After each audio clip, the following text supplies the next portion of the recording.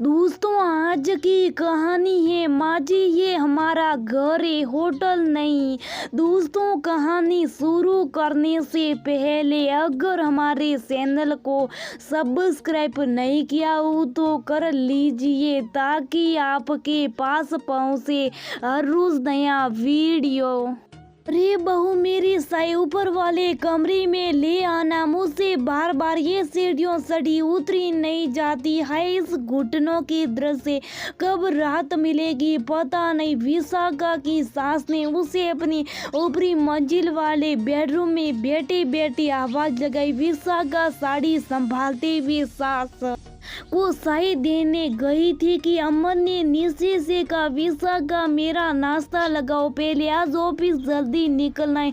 जी आई कहते हुए विशाखा ने फटाफट नीचे आकर पति के लिए टेबल पर नाश्ता लगाया। ससुर जी के भी मॉर्निंग वॉक से लौटने का वक्त हो चला था तो उसने उनका नींबू पानी बनाकर बाहर लॉन में रखे टेबल पर रख दिया। वे लौटने के बाद वहाँ थोड़ी देर बैठ कर फिर अंदर आती सबका सब काम कर विशाखा अपनी सास का मंगल लिए बैठी थी कि सासू माँ ने फिर से ऊपर से आवाज लगाई, बहू अखबार ले आना जरा और चाय भी बना लेना। एक कप और अदरक जरा ज्यादा डालना, इस बार चीनी की जगह सूट पाउडर ही डाल दो। माँ जी सास का ताना सुख विशिका ने मन ही मन पूछ डाला पर प्रत्यक्ष रूप में दूसरी बार चाय बना कर दिया। विशिका की शादी हुए अभी लगभग 1 महीना हुआ था कि सास ने अपने कमर दर्द, घुटनों की दर्द, डायबिटीज और न जाने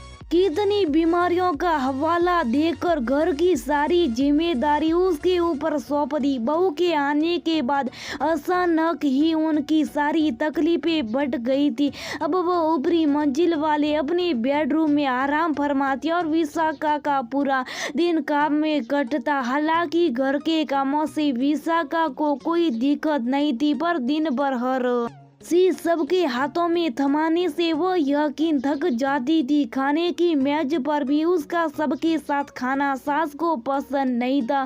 पहले वो खाना लगाकर सबको बुलाने आती और फिर बाजू में खड़े होकर सबका खाना खत्म होने तक उन्हें परोसती रहती। अपना खाना वो बाद में अकेली खाती थी। अगर इस बीच विशाखा किसी का फोन भी रिसीव कर ले और सास को अपने हाथों से खाना लेना या परोसना पड़ जाए तो उसे सबकी तीखी निगाह और तीसरी बातों का सामना करना पड़ जा। इन सब बातों से विशाखा को काफी दुख पहुंचता पर किसी से कुछ कहने की हिम्मत उसमें नहीं थी क्योंकि अमन भी उसने साथ ना होकर हमेशा अपनी माँ की साइड लेता। शादी के से महीनों बाद एक दिन शाम को सास की कुछ सहेलियां उनसे मिलने आई हुई थी।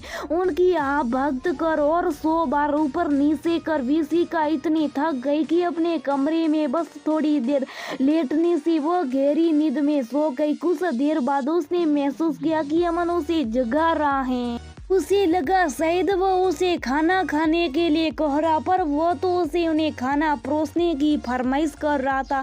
विशाखा ने उठकर बेमन को सबको खाना परोस दिया और खुद बिना खाई कमरे में आ गई। एक दिन भी सब अपने हाथों से खाना नहीं ले सकते थे। ये सोचकर वो अंदर ही अंदर गुस्से से उबल रही थी। उस रात वह सो नहीं पाई और उसने मन ही मन एक फैसला कर लिया। दूसरे दिन जब सुबह सब उठे तो उसने सबके लिए सब बनाकर डाइनिंग टेबल पर रख दिया और खुद लॉन्ग में योगा करने चली गई। ऊपर से आती सासू माँ की साय की मांग को भी उसने अनदेखा कर दिया। गुस्से से आग बबूला होकर जब सास नीचे पहुंची तो उसने बड़ी सेजता से कहा, अरे माँ जी आप तो कितनी स्फूर्ति से सीढ़ियों उतर गई आज। अब हर सुबह ऐसी नीचे आ जाया कीजिएगा ताकि आपकी एक्सरसाइज भी हो जाएगी और हम सब साथ में चाय नाश्ता भी कर लेंगे, है ना पापा जी। पीछे से आते ससुर जी बहू की बात सुनकर हैरान जरूर हुए पर सास बहू के बीच कुछ ना कहना उन्होंने बेहतर समझा और अंदर जाकर टेबल पर रखा अपना नींबू पानी ले जाए। अपने पति को हथियार डाले देख सासू माँ का पारा और सट गया और उन्होंने जोर से कहा, विशाखा क्या करना और क्या नहीं, तू मुझे मत सिखा, बहू हो बहू की तरह रहो, समझी? जी मैं तो समझ गई माँ जी, पर शायद आप नहीं समझी, मैं बहू हूँ, आपकी कोई अटेंडेंट नहीं कि आप हमेशा मुझे कमरे में बैठे बैठे ऑर्डर देती रहे। और ये हमारा घर है, कोई होटल नहीं जे मैं आप सबको हमेशा रूम सर्विस दूं, हर रोज वेटर की तरह बाजू में खड़े होकर खाना परसती रहूं और बाद में सबकी झूठी प्लेटें उठाऊं। आपकी उम्र और पद का लिहाज जरूर करूंगी, लेकिन आपको भी मुझे बहू का सामान देना होगा, वरना कल से आपकी साई आप खुद बना लेना। कहते हुए विशाखा अपने कमरे में चली गई और सास ससुर एक दूसरे का मुंह ताकते रह गए।